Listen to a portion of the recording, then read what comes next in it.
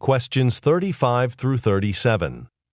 Listen to a conversation between a student and an art professor. Professor, I really like those sculptures by Brancusi. They have such simple, elegant lines. Yes, they do. Were there any other sculptors doing work like that? Well, yes. There was a sculptor named Isamu Noguchi. Noguchi actually worked in Brancusi's studio for a time, so Brancusi was one of several important influences on his work. Okay. Noguchi was born in 1904 in California. His mother was an American writer, and his father was a Japanese poet. And during his childhood, Noguchi lived in Japan. And when his mother hired a carpenter to build a house there, Noguchi helped out, and in the process came to love working with wood and other natural materials. Okay. Well, later, he returned to the United States and became an artist, then went to Paris, where he worked for Brancusi. So Brancusi taught him the art of sculpting? Yes, and a commitment to strict economy in his art. Economy? Yes, but not in the usual financial sense. In this case, the term economy refers to stripping away unnecessary details, emphasizing the artwork's basic form. Oh, okay. Also, after Noguchi had studied under Brancusi for a while, he took a trip back to Japan. And on that trip, he studied some traditional Japanese gardens, and he noticed how stone was used to create a very simple but elegant open space. So these gardens halfway around the world actually shared some of the defining characteristics of Brancusi's sculptures. And probably reinforced and, further shaped the concept of economy in Noguchi's mind. Undoubtedly. Number 35. What is the conversation mainly about?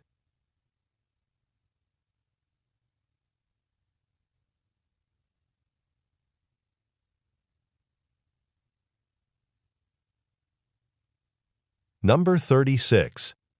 What kind of work did Noguchi's father do?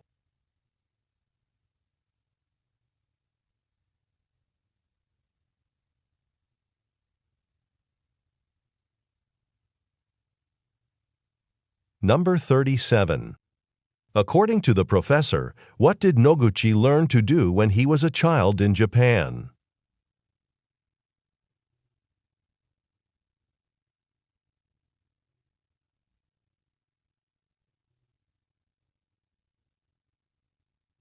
This is the end of Part B. Now read along as the directions for Part C are being read. Part C. Directions. In this part of the test you will hear several short talks. After each talk you will hear some questions. The talks and the questions will not be repeated. After you hear a question, read the 4 possible answers in your test book and choose the best answer. Then, on your answer sheet, find the number of the question and fill in the space that corresponds to the letter of the answer you have chosen. Here is an example. On the recording, you hear, "Listen to an instructor talk to his class about a television program." I'd like to tell you about an interesting TV program that'll be shown this coming Thursday. It'll be on from 9 to 10 p.m. on Channel 4. It's part of a series called Mysteries of Human Biology. The subject of the program is the human brain, how it functions and how it can malfunction. Topics that will be covered are dreams, memory, and depression.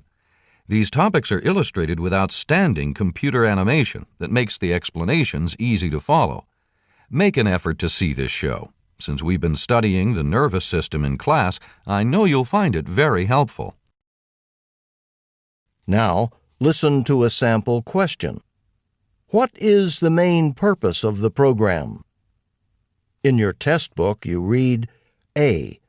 To demonstrate the latest use of computer graphics. B. To discuss the possibility of an economic depression. C. To explain the workings of the brain. D. To dramatize a famous mystery story. The best answer to the question, "What is the main purpose of the program?" is C. To explain the workings of the brain. Therefore, the correct choice is C. Now listen to another sample question. Why does the speaker recommend watching the program? In your test book, you read A. It is required of all science majors. B. It will never be shown again.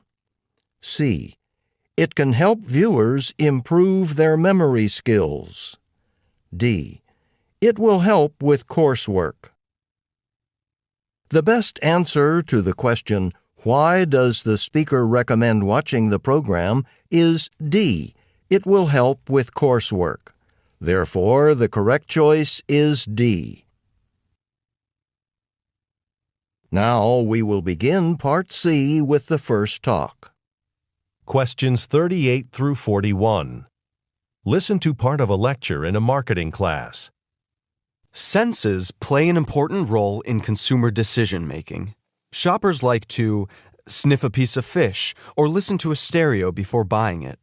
But the power of touch was not fully understood by researchers until recently. Evidence is showing that consumers who are able to handle merchandise are more likely to buy it and pay more for it. Shoppers touch for various reasons. There's fact-finding touch, like turning a food container to read the list of ingredients, or picking an item up to assess its specific attributes, such as weight, texture, or temperature.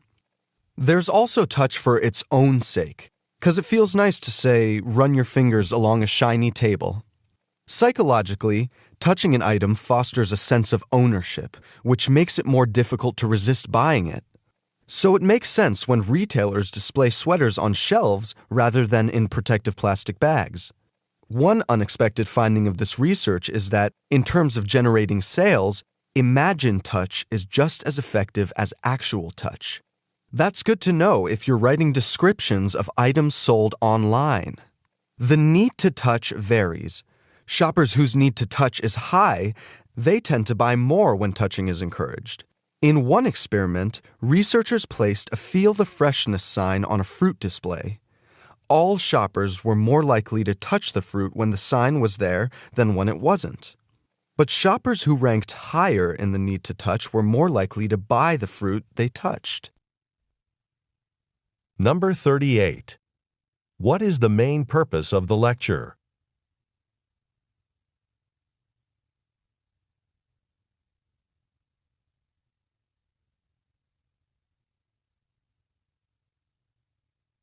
Number 39.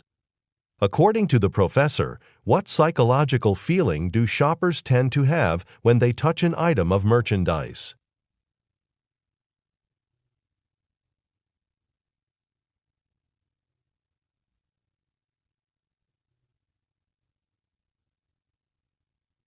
Number 40. What does the professor imply about marketers who sell items online?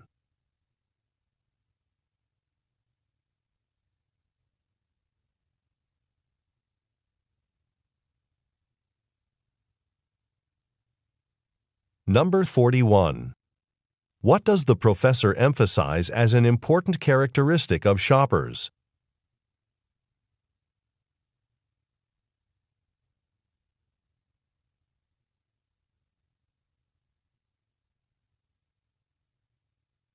Questions 42 through 46. Listen to part of a talk in a history class. Let me warn you against a mistake that historians often make. They sometimes assume that people in the past used the same concepts we do. There's a wonderful example that made news in the history of mathematics a while ago. It concerns an ancient Mesopotamian tablet that had some calculations on it. Sophisticated calculations that looked like measurements of triangles. So that's what many historians assumed they were. And if the Mesopotamians knew how to use these calculations, and historians started thinking that they did, that meant their math was incredibly advanced. Well, it turns out that the idea that Mesopotamians used sophisticated methods to calculate the measurements of triangles is probably wrong. Why do we think that? Because we discovered that Mesopotamians didn't know how to measure angles, which is a crucial element in the whole process of triangle calculations. Apparently, the Mesopotamians had a number of other uses for the calculations on the tablet. These other uses were important, but they were not related to triangles. And so these tablets, in all likelihood, were practice sheets, if you like, for doing math exercises. In all likelihood, it was the ancient Greeks who first calculated the measurements of triangles. And this was hundreds of years after the Mesopotamians. Number 42. What is the main purpose of the talk?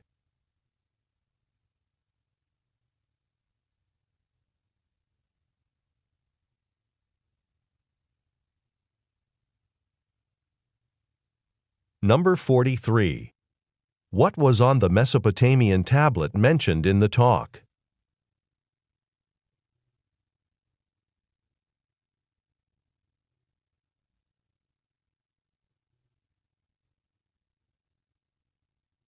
Number 44. According to the professor, what had been assumed about the Mesopotamians?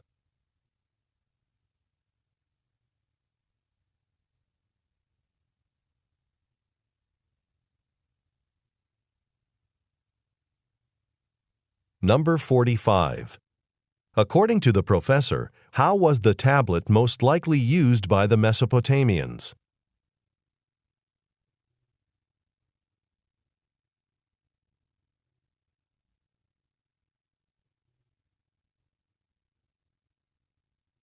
Number 46. What does the professor imply about the ancient Greeks?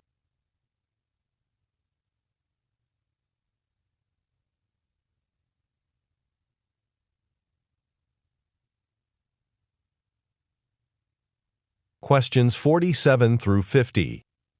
Listen to part of a talk in a biology class. A really surprising discovery was made up in Canada recently. Some fossilized animal footprints they found in some sandstone there. So why is that exciting? Well, this sandstone is really old, and so the footprints are too. Older, by about 40 million years, they think, than any footprints ever found of animals that walked on land. Since we believe that land animals originally emerged from the sea, well, this shows the move from sea to land happened way earlier than we thought, 40 million years earlier, and that's a lot. And finding these fossils was sheer luck. There were these Canadian stone cutters cutting up sandstone to use as a building material, and apparently this stone with the fossil prints wasn't smooth enough to use. So the workers rejected it for building use. And the discarded stone lay there for years before anyone who could recognize its true importance was lucky enough to lay eyes on it. Now, how do we know these impressions were made by animals on land, not still back in the sea walking on the sea floor? Well, the footprints look too deep to be made underwater, 'cause underwater you're buoyant and your footsteps are lighter. So any tracks wouldn't be as deep.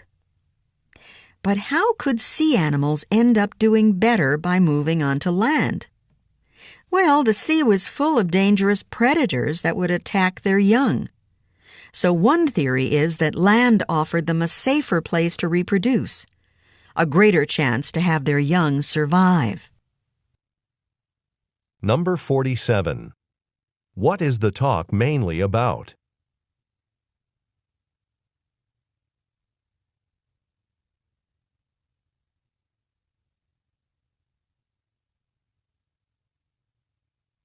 Number 48. According to the professor, what question does the discovery in Canada help answer?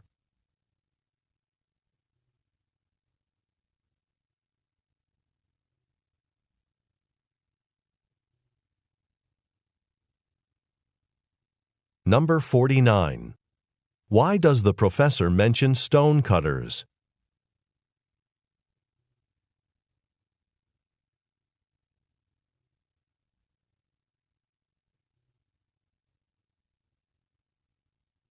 Number 50.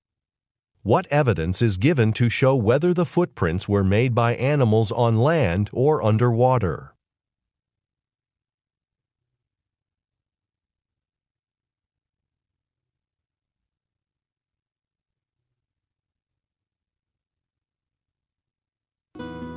This is the end of Section 1, Listening Comprehension. Stop